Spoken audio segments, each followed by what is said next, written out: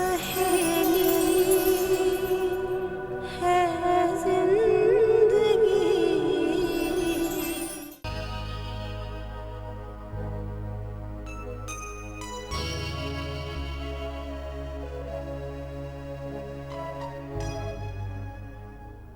शिजा, मेरी बात का यकीन करो, तुम ही वो लड़की हो जिसे ना सिर्फ भाई बल्कि मैं भी दीवानों की तरह ढूंढती रही हूँ। तुम कोई और बात नहीं कर सकती?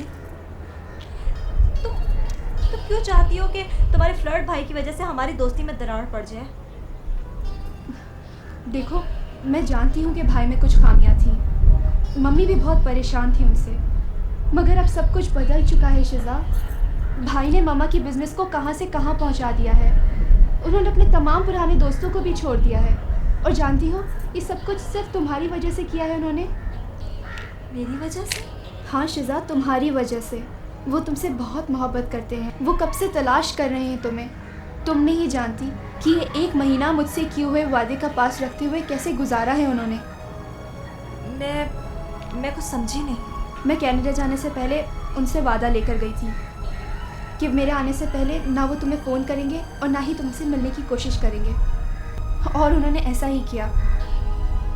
पर उन्होंने अपनी क्या हालत बना ली है, ये मैं तुम्हें नहीं बता सकती। तुम मुझसे क्या चाहती हो? कुछ नहीं, मैं सिर्फ तुम्हारे और भाई की गलतफहमी को दूर करना चाहती हूँ। ठीक है, तुमने जो कहा मैंने मान लिया। अपने भाई से कह देना कि मेरा दिल उनकी तरफ से साफ़ हो गया। ऐसे नहीं शिजा, तुम्हें मेरे साथ मेरे घर चलना होगा। ओके बाबा, चलूँगी, लेकिन आज नहीं। जब भी आना होगा अपने घर वालों को बता कर आओ। Thank you so much. चले?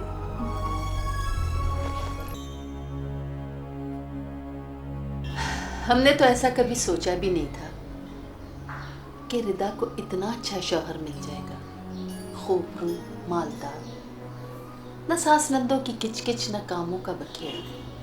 अरे जितने अजाब मेरी बेटी ने उस मुए फराज के घर झेले थे ना, ये उसी का इनाम मिला है उसे। वाकई रिदा बहुत खुशकिस्मत है, लेकिन हाजरा बेगम, रिदा की इस खुशकिस्मती को आप फराज के साथ बीते हुए दिनों का इनाम न समझें, बल्कि इसे शिजा की कुर्बानी का बदल समझें।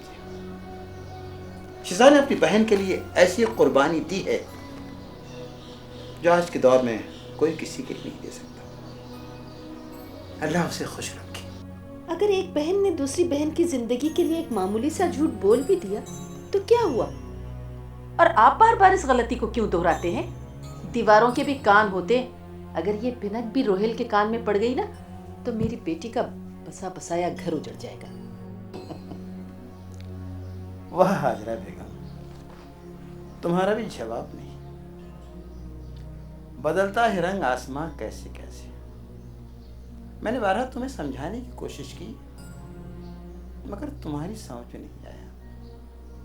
शायद तुम समझना ही नहीं चाहती थी, क्योंकि फराज रोहिल की तरह ना तो दौलतमंद है और ना तन्हा। मेरे उस वक्त की एक मामूली सी गलती को आप बार बार दोहराते हैं। अब ये शौक आप पूरा कर लीजिए, बता दीजिए जाके सब कुछ रोहिल को। पता नहीं कैसे बाप हैं आप, बाप हैं या जल्लाद। हाजरा बेगम, आप जैसी खुद गर्ज और मुफाद परस्त माँ मैंने आज तक नहीं देखी।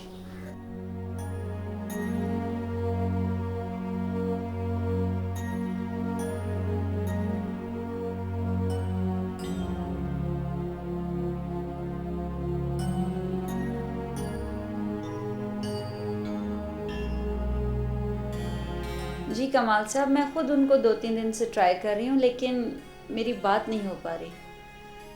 एक दिन फ़ोन मिल भी गया था, मगर उनकी वाइफ ने उठा लिया, पर मुझसे बात नहीं कराई। जी मुझे मालूम है कि उनकी नई शादी हुई है, मगर उनके नॉन प्रोफेशनल अप्रोच की वजह से आपको पता है कि फर्म को कितना नुकसान हो रहा है। तमाम क्लाइंट्स जो है ना वो डिस्टर्ब हो रहे हैं, और फिर अगर कोई ऊंच नीच हो जाएगी तो सारी की सारी गलतियां जो है ना वो मिस अलीज़े के सर पर डाल दी जाएंगी। जी हाँ। ओके, आपका जैसे ही उनसे रब्ता हो तो कहिएगा कि मुझे कांटेक्ट करें। सही है, ठीक है जी, गुड बाय।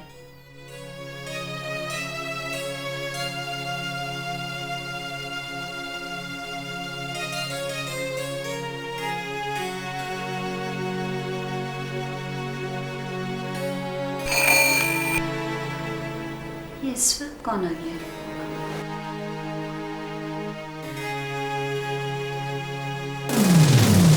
तुम कैसी हो? अंदर आने के लिए नहीं कहोगी? आओ। तुम इतनी आसानी से शिकस्त खा जाओगी ये तो मैंने कभी सोचा ही नहीं था। हाँ, इससे एक बात तो साबित हो गई कि तुम अब वो पहले वाली अलीज़ा नहीं रही जो अपने हुस्न के वार से बड़े बड़े पहाड़ को झुका दिया करती थी।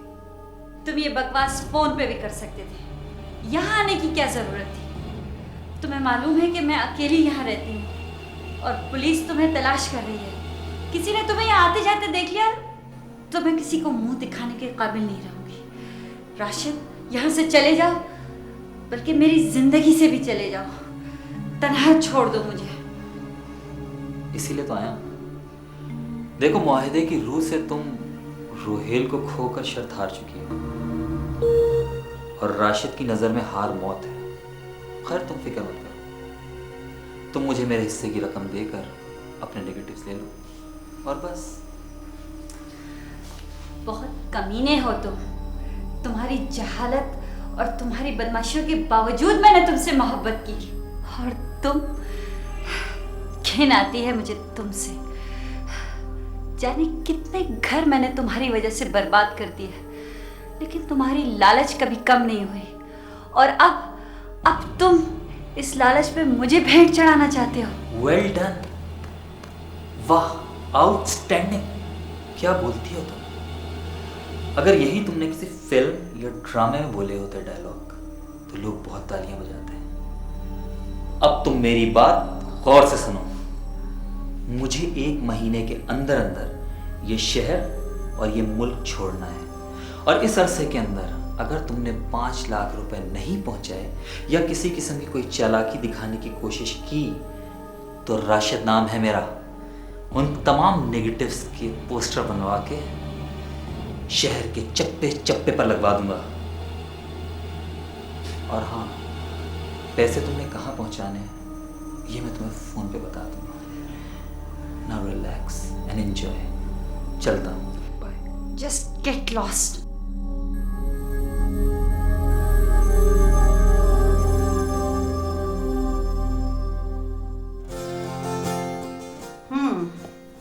ये तो बहुत अच्छी बात है।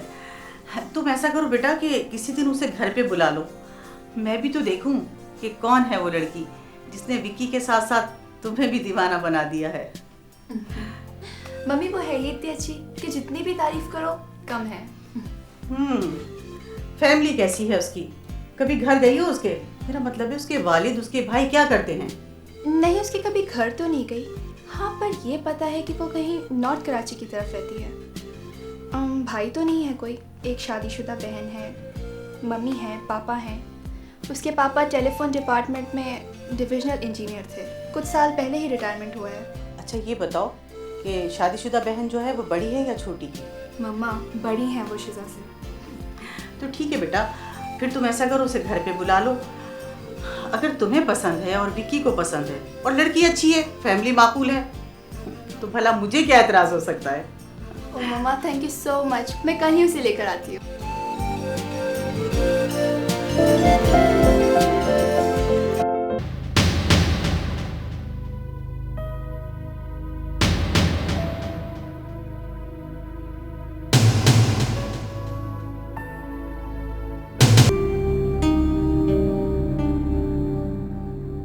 जाने कितने घर मैंने तुम्हारी वजह से बर्बाद कर दिए, लेकिन तुम्हारी लालच कभी कम नहीं हुई।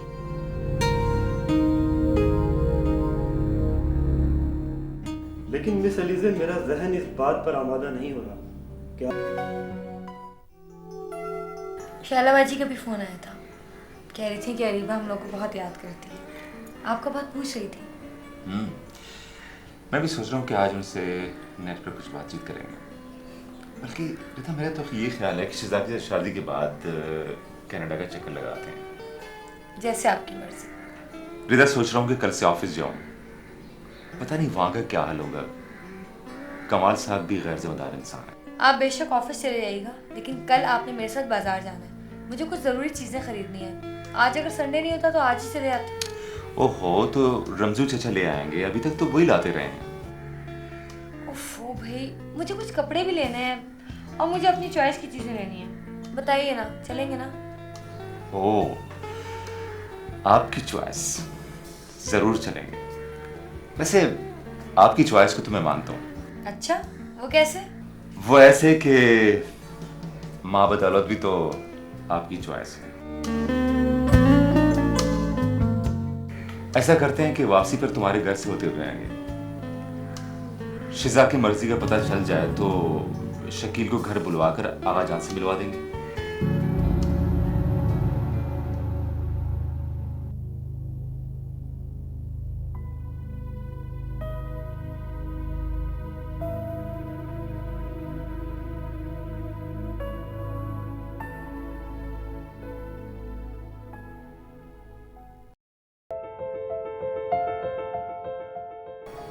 खुदारा, ये गलती ना करो बेटा, ना करो। ठीक है, बहन की मोहब्बत और कुर्बानी का जज्बा अपनी जगह है, लेकिन अपने आप को इस कुर्बानी की ढेर ना चढ़ाओ। बिना वजह अपने आप को सूली पे ना लटकाओ बेटा, ना लटकाओ। मैं जानती हूँ डैडी, आप बिल्कुल ठीक कह रहे हैं, लेकिन मैं मजबूर हूँ। मैं बाजी को ज़बान दे चुकी हूँ। अब तो मुझे आपकी दुआओं और हौसले की ज़रूरत है। ठीक है बेटा, अब जब कि तुमने ये फैसला कर ही लिया है, तो मैं तो यही कहूंगा कि अल्लाह तुम्हारा हाथ नवाज करे। बेटा, मुझे तुम पर फख्र है, लेकिन एक बात याद रखना बेटा, अगर तुमने ये फैसला किसी जज्बाती दबाव के तहत किया है, तो अपने इस फैसले पर नजरसानी कर लेना, ठीक है?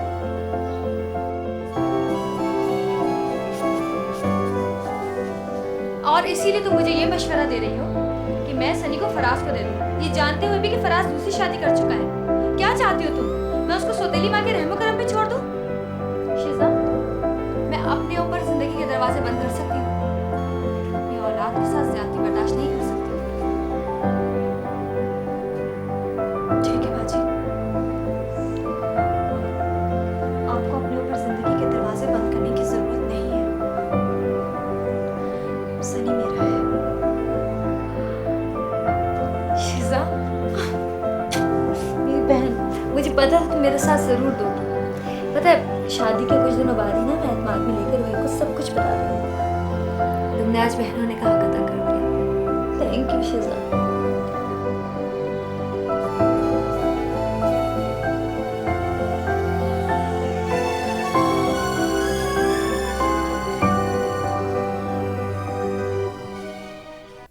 हाँ हाँ, सुन रही हूँ भाई। चलो ठीक है। हाँ, लो तुम्हारे अब्बाजान आ गए नमाज पढ़ के। चलो इनसे बात करो। रिदा का फोन है, आपसे बात करना चाहती हूँ। अच्छा बेटा सुनो, मेरी तरफ से खुदा हाफिज। अपने अब्बू से बात करो। हाँ बेटी। हाँ, वालेकुम सलाम। जीती रहो, जी। हाँ, कब हुआ? हाँ हाँ, ठीक है ना? अल्लाह का शुक्र है। रिदा बेटी, जरा ख्याल रखना। हाँ बेटी, हाँ हाँ।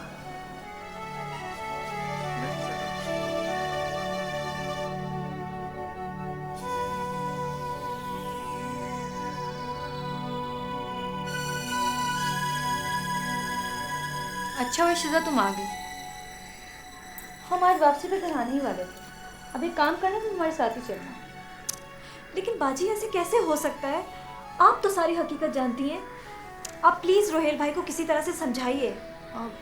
देखो शिजा, मैं अपने तौर तो पूरी कोशिश कर चुकी हूँ, लेकिन शकील साहब हैं कि बज़िद हैं। और शिजा, अगर वो अच्छे हैं तो शादी तो तुम्हें भी एक ना एक दिन करनी ही है ना, तो उन्हीं से क्यों नहीं? सारी जिंदगी ऐश करोगी। बाजी ये विदा, भाई जल्दी कर। अरे अच्छा, तो साली साहिबा आई हुई हैं। अस्सलाम वालेकुम रोहिल भाई। वालेकुम सलाम, कैसी हो तुम? आइए बताओ, आंटी और अंकल कैसे हैं? जी ठीक है वो भी। और वो बेटा तुम्हारा?